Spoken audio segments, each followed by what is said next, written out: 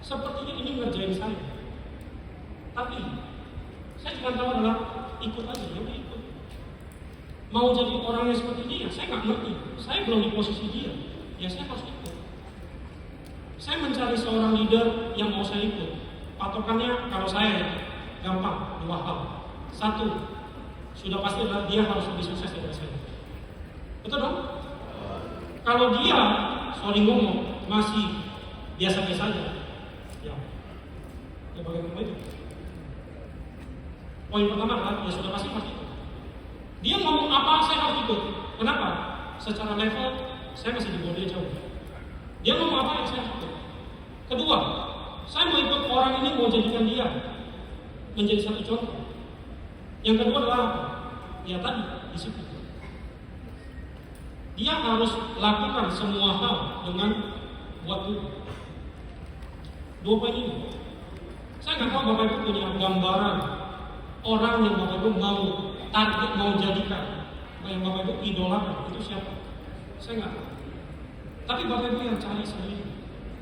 Di sini banyak leader-leader hebat. Bapak Ibu boleh lihat mereka, boleh dekatin mereka. Orang di ini nggak ada yang didekatin dia marah dia. Cuman Bapak Ibu yang pintar-pintar cari mukanya. Orang di ini paling gampang apa? Diajak makan. Jadi pandai-pandai lah ajak makan. Tapi makanannya harus enak.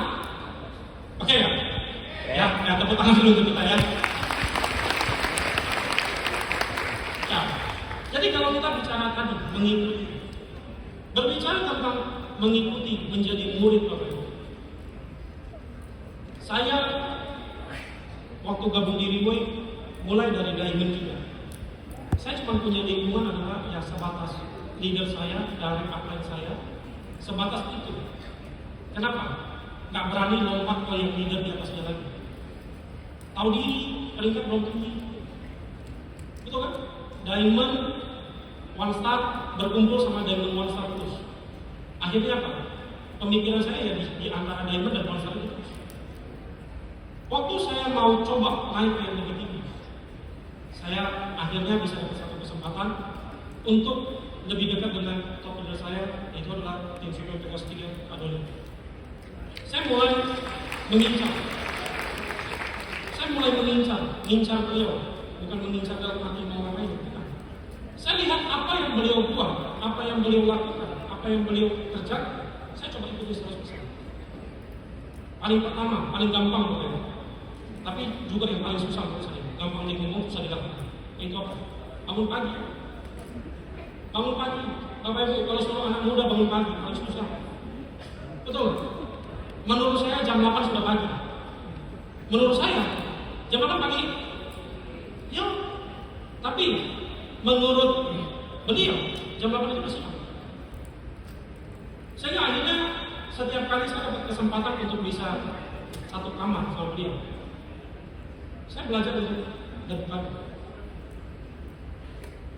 Dulu saya kalau namanya bangun pagi, kenapa malas bangun pagi? Bukan karena malas bangun pagi, Bapak Ibu, bukan.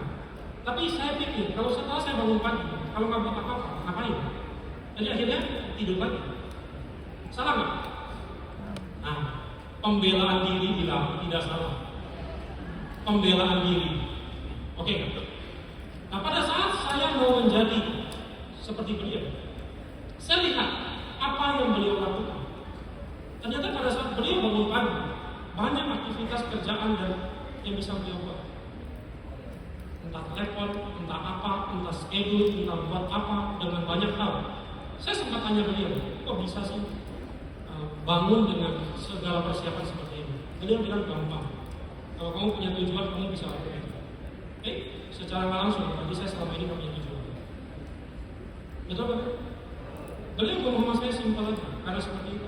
Kalau orang yang punya tujuan, semakin besar tujuannya, semakin dia tidak akan salah.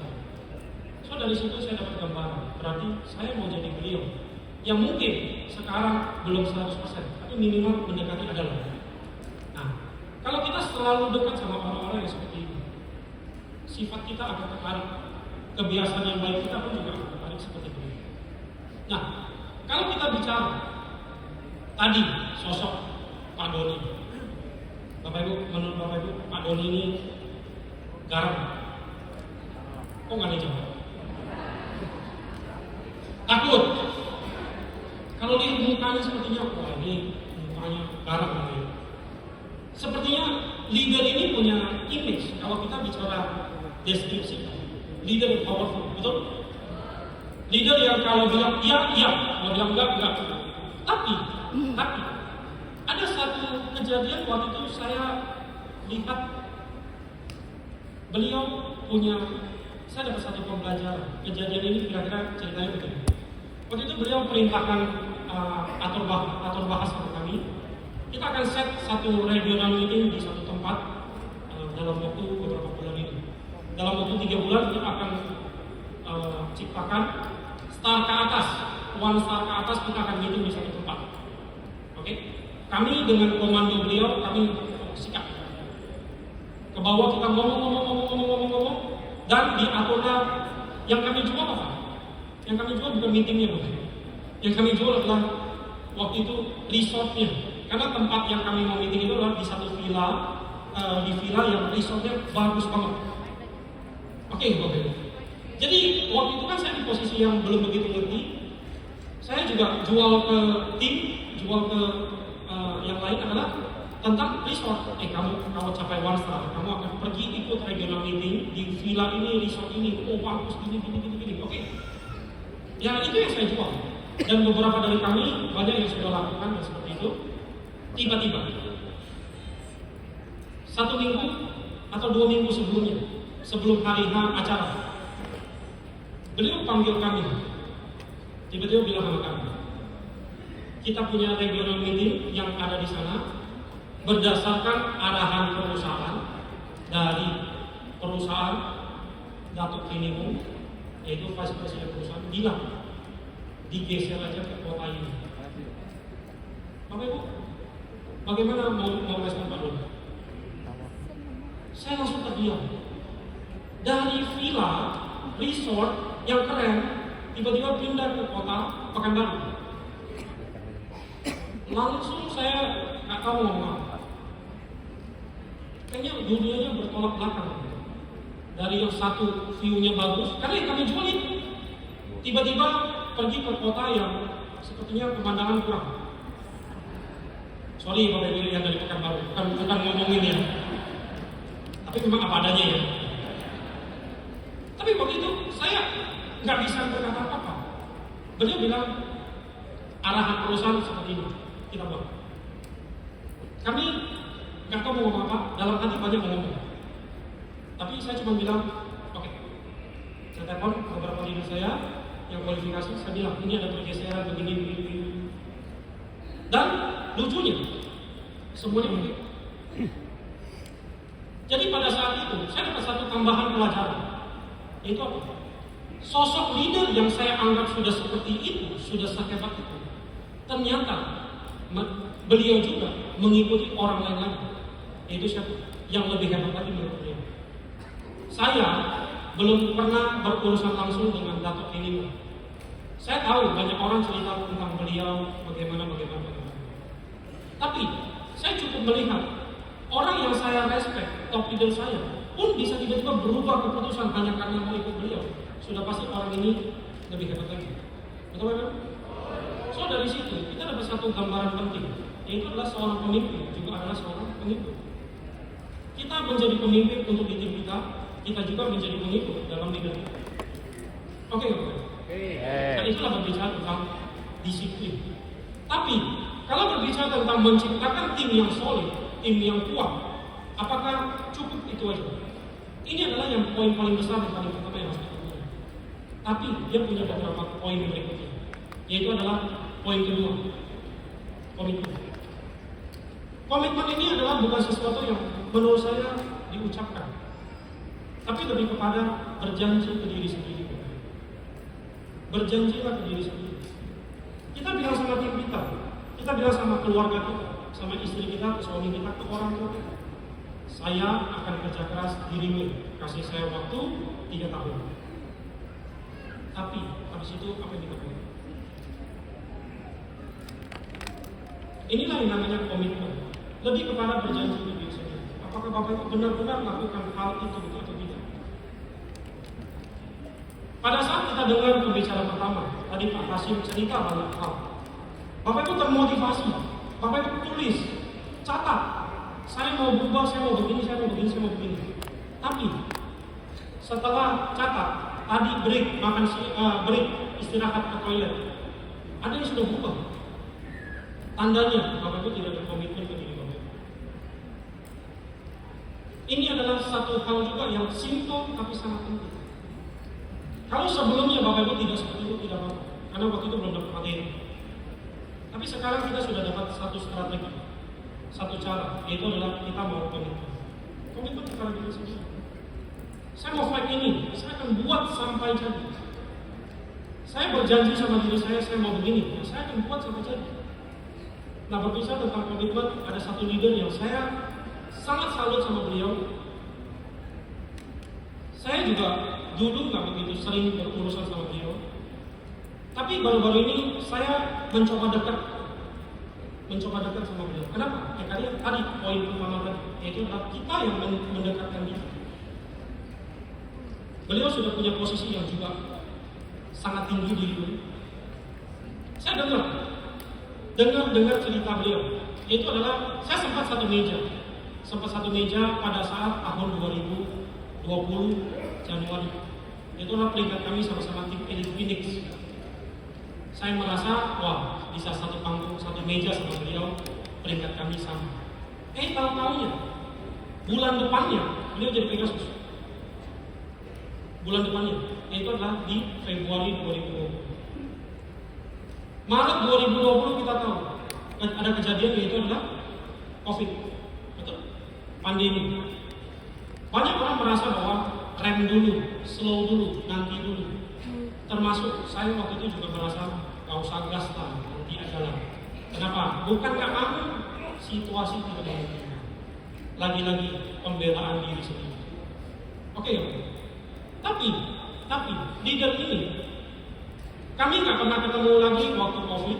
Tiba-tiba di tahun 2021 atau 2022, kalau nggak salah 2022 kami ketemu. Tiba-tiba saya dapat kabar, beliau sudah menjadi Pegasus 5.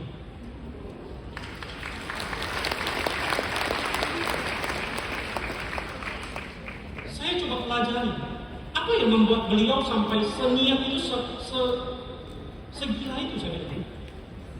COVID, fight sampai Pegasus 5. Ternyata setelah saya coba pelajari, selidiki dan sebagainya, saya dapat satu cerita, bahwa waktu itu mereka sempat meeting internal mereka dengan beberapa tim yang lain. Saya dengar ceritanya, karena waktu itu saya nggak di sana ya. Saya dengar ceritanya, itu adalah mereka, beberapa orang ini membahas. Pembahasannya adalah apa? Gimana caranya kita bisa support leader kita punya ring. Tahu Bapak Ibu, punya ring itu artinya adalah harus menjadi Pegasus 5. Waktu saya dengar cerita ini, saya kaget. Mereka cuma sebatas omongan bagaimana kita support leader kita jadi Pegasus 5. Punya ring, berarti dirinya harus fight sampai Pegasus 5 di posisi yang COVID. Sebenarnya, kalau mungkin kali itu saya yang ditunjuk di situ, mungkin saya juga bisa merasa nanti aja, bukan saya nggak bisa. Kenapa? Karena situasi. Tapi Bapak Ibu, leader ini memilih untuk ambil tanggung jawab ini, berkomitmen bahwa dia sudah bilang oke, dia kejar sampai dan terbukti hari ini sudah menjadi tim Supreme Pegasus 5, yaitu Pak Rika. Komitmen ya Bapak Ibu? Komitmen. Bilang oke, bilang Pegasus 5 aja sampai dapat. Itulah komitmen. Makanya wajar kalau orang yang mempunyai kriteria ini punya tim yang begitu luar biasa. Betul Bapak? Itulah komitmen. Lalu setelah kita berbicara tentang dua topik tadi, dua kriteria tadi, cukup nggak? Belum. Mempunyai tim yang besar, mau punya tim yang kompak, yang solid, kita perlu kriteria ketiga. Yaitu apa? Teladan. Berbicara tentang teladan, gampang, kata-katanya juga satu kata aja, tapi artinya luar biasa. Berbicara tentang menjadi teladan, Bapak Ibu juga siap yang namanya berkorban. Gampang, sangat susah. sangat susah. Di Riwa ini kita tidak ada yang pakai cara Bapak Ibu gabung, saya gaji, Bapak Ibu harus berikan saya. Itu tidak ada. Di sini gabung atas dasar kemauannya, mau berhasil, mau sukses, mau seperti ini, maka Bapak Ibu ikut. Tidak ada paksaan bahwa harus ikut. Itu maka mempunyai tim yang besar. Salah satu yang harus kita punya adalah kita harus menjadi teladan. Teladan. Nggak boleh pakai perintah, tapi pakai apa? Tindakan. Pakai tindakan. Kita bilang acara ini penting. Kita tindakan betul. Kita bilang acara ini luar biasa. Kita on time. Kita bilang acara ini penting. Jangan pernah nggak muncul. Betul? Itu adalah hal simple. Tapi pengorbanan itu, pengorbanan. Lagi-lagi kalau berbicara tentang ini, saya sangat salut sama leader ini. Sangat. Sampai hari ini saya jujur merasa takut untuk bawa topik ini. Karena menurut saya beberapa poin yang tadi saya sampaikan, menurut saya apa yang disampaikan itu, saya masih kurang banyak. Kalau berbicara tentang pengorbanan, berbicara tentang teladan, leader ini pada saat COVID, saya cerita tentang leader ini pada saat COVID. Di era waktu COVID, semua orang pada takut. Betul? Bahkan sampai pemerintah waktu itu bilang, ya kalau bisa di rumah dulu, stay at home. Termasuk saya juga merasa ya sudah di rumah. Nggak bisa buat apa? Memang disuruh dia di rumah, itu. Tapi leader ini justru adalah orang pertama yang keluar. Beliau keluar, setelah beliau keluar, beliau bilang ke saya, yuk pergi dulu jalan-jalan yuk. Ngajak jalan-jalan, mulai dari yang ringan dulu. Beliau membuat saya punya pemikiran berubah. Yang tadinya saya merasa bahwa COVID itu sudah ending of, ya akhir dari segalanya lah ya. Tiba-tiba beliau mengajak saya keluar melihat, ternyata nggak seperti itu. Dan bukan cuma di situ Bapak Ibu. Pada saat waktu itu di Indonesia sempat penerbangan harus diberhentikan. Ya. Pada saat mulai dibuka kembali, beliau juga lah yang bilang sama saya, kita harus pergi keluar kota, ajak tim kita. Saya masuk dalam hati saya berpikir, orang ini nggak takut kena COVID. Orang ini nggak takut dikarantina. Beliau mungkin tahu dalam hati saya apa ya. Beliau tanya saya, kamu takut kena COVID? Saya jawab, takut. Betul? Terus beliau tanya saya, di tim kamu ada berapa orang yang punya deposito uang tabungan yang cukup sampai dengan dia bisa ya survive setelah COVID selesai? Saya bilang ada, tapi nggak banyak. Terus beliau tanya saya lagi, ada berapa orang di lingkungan yang berharap minggu ini adalah menjadi terobosan hidup? Melalui riwayat mereka mau berubah, mereka mau berhasil. Mereka berharap minggu ini adalah jalan mereka. Mereka sudah tinggalkan kerjaan mereka, sudah tinggalkan usaha mereka. Saya bilang lebih banyak. Terus kita ngapain? Kita buat apa? Dengan kata-kata ini saya kaget. Akhirnya waktu itu beliau lah yang mulai pertama kali ngajak saya dan leader saya. Kami bertiga pergi ke beberapa kota roadshow. Waktu itu masih zamannya belum rapid test, belum antigen, belum swab, masih rapid test. Rapid test pakai darah berlaku 14 hari. Kami sekali pergi 14 hari itu juga kami pergi. 11 kota kami pergi. Setelah pulang beli alat sendiri, cek sendiri di hotel. Kalau positif kita siap-siap karantina ketiga. Kalau nggak kenapa-napa ya sudah kita baru pulang rumah. Tapi leader yang menjadi satu panutan bagi saya. Ibaratnya kalau beliau bilang perang, bukan cuma perintah, tapi adalah dengan beliau yang maju dulu. Kira-kira sosok seperti inilah yang menjadi, ya saya bilang syarat untuk menjadi leader yang punya tim besar. Ya, bahkan bukan hanya seperti tadi mengajak Mungkin di sini banyak Bapak Ibu yang belum tahu cerita ini. Saya nggak tahu sebenarnya boleh cerita atau enggak. Beliau juga nggak tahu saya mau cerita ini. Tapi saya mau bagikan ini karena menurut saya pengorbanan yang beliau buat di dalam tim itu benar-benar menurut saya nggak bisa diikuti. Itu apa? Lagi-lagi waktu COVID. Di saat banyak orang nggak bisa keluar, banyak orang merasa pemikirannya terperangkap. Beliau waktu itu ngajak saya datang main ke kantor. Waktu saya datang ke kantor, saya kaget. Kantor yang tadinya bagus, tiba-tiba sudah hancur sini, hancur sana, sudah nggak jelas, sudah berantakan. Saya kaget. Saya tanya beliau. Waktu itu bulan Mei, Bapak. Bulan Maret adalah kita disuruh berhenti, betul?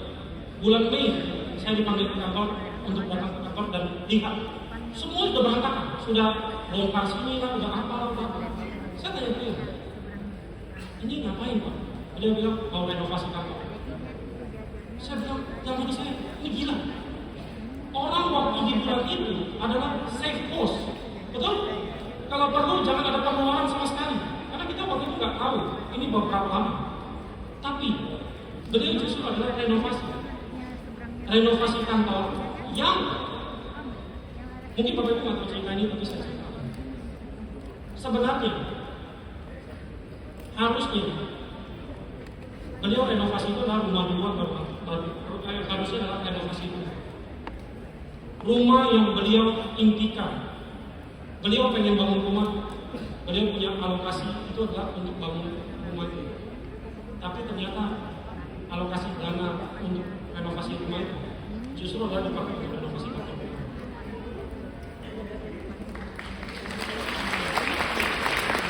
Saya mau tanya, siapa yang sanggup seperti itu? Saya membayangkan perasaan istrinya gimana ya? Bapak Ibu coba yang punya pasangan, yang punya keluarga, sudah ngomong sama keluarganya, wah kita akan bangun rumah begini, rumah impian kita dan sebagainya. Betul? Tiba-tiba semua ini pending, bangun dulu kantor. Gampang? Sangat susah. Tapi beliau sudah buat. Itu siapa? Itu Pak Doni saya.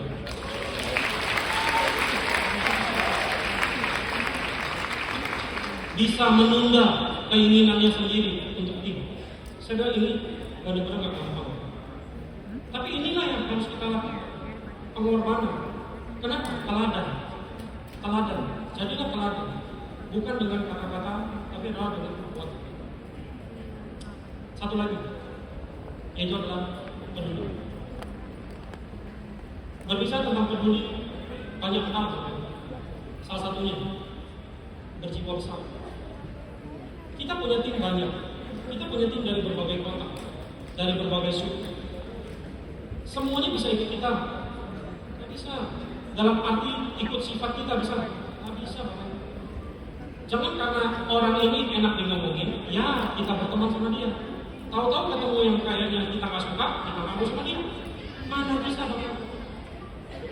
Kalau kita bicara kerjasama, itu adalah saling, betul?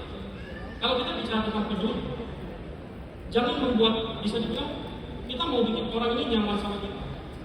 Bukan hanya dia yang berusaha untuk nyaman sama kita, tapi kita juga yang adaptasi seperti dia. Oke, Bapak. Di Riwe ini kita punya tim banyak lapisan, betul?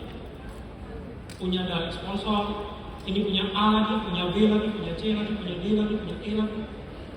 Kebanyakan orang adalah hanya perhatian di A yang itu. Kenapa? Ya, karena dia merasa itu tanggung jawab dia. Terus sisanya itu juga adalah bagian dari tim kita. Punyalah hati kepada sana kita. Ada bahasa di Riwe itu adalah jaringan infus. Tahu jaringan infus? Jaringan infus itu adalah contoh. Saya punya tim A, B, C, D. Saya juga harus ke D. Saya juga harus ke E. Saya juga harus ke F. Itulah yang namanya peduli. Contoh, kalau tentang ini yang paling sangat jelas, yaitu adalah kita kedatangan tamu spesial yang dari Singapura. Ya, bisa dibilang beliau adalah apongnya kita semua, buyutnya kita semua, ya, itu adalah bisa di video.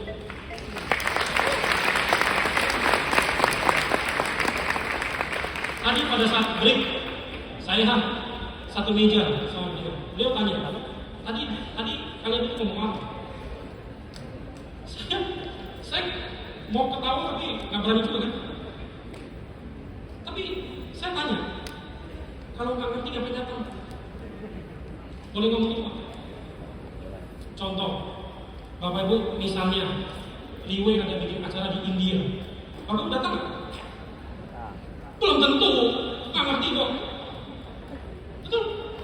Terus boleh nggak pakai alasan yatim udah besar, nggak ada saya, ada yang lain kok. Oke. Boleh ngomong kan?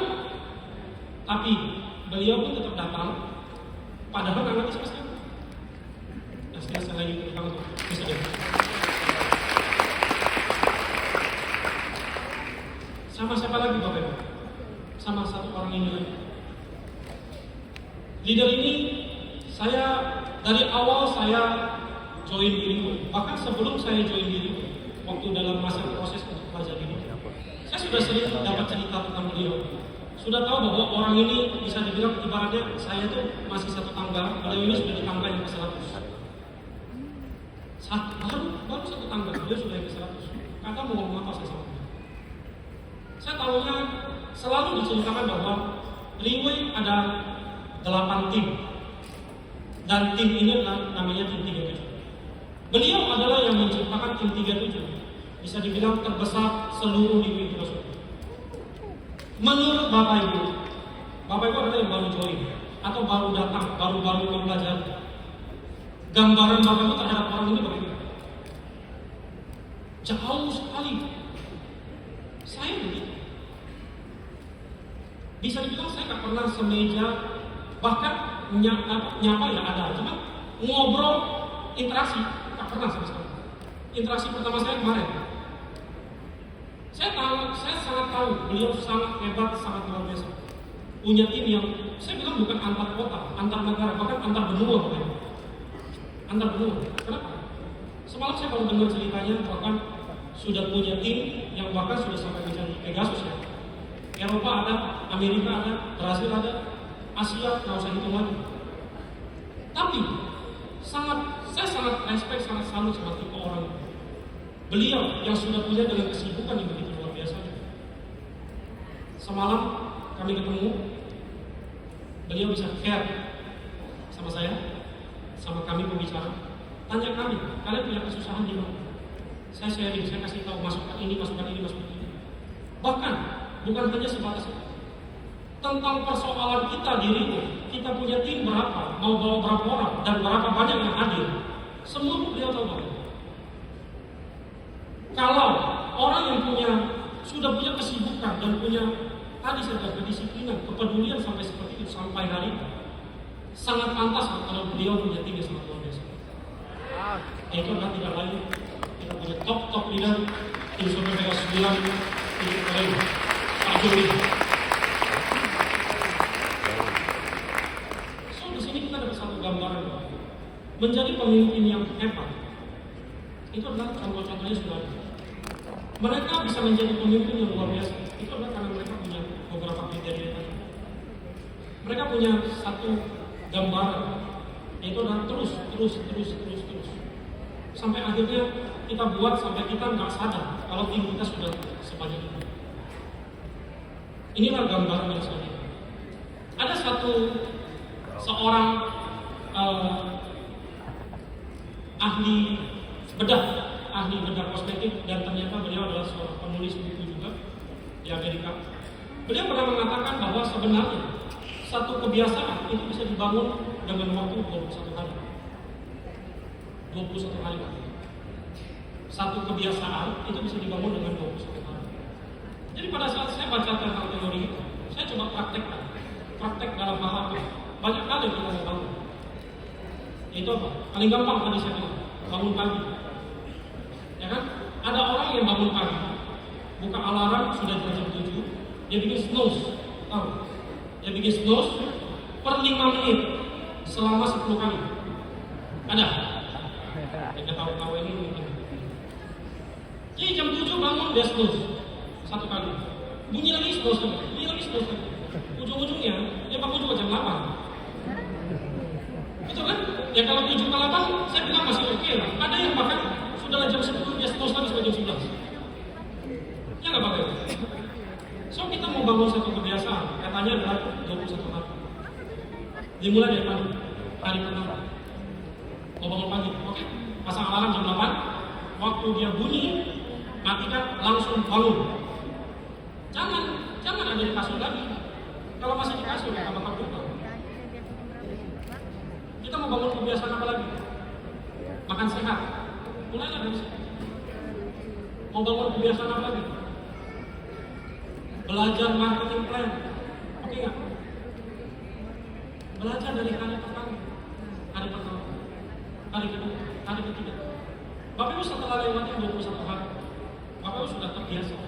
Hari ke-22, Bapak Ibu nggak ngomong, rasanya dulu. Sepertinya hidup ini ada yang kurang. Itu apa? Kurang cerita marketing plan. Oke? Ya Bapak Ibu. Bapak Ibu bayangkan, kita punya top leader.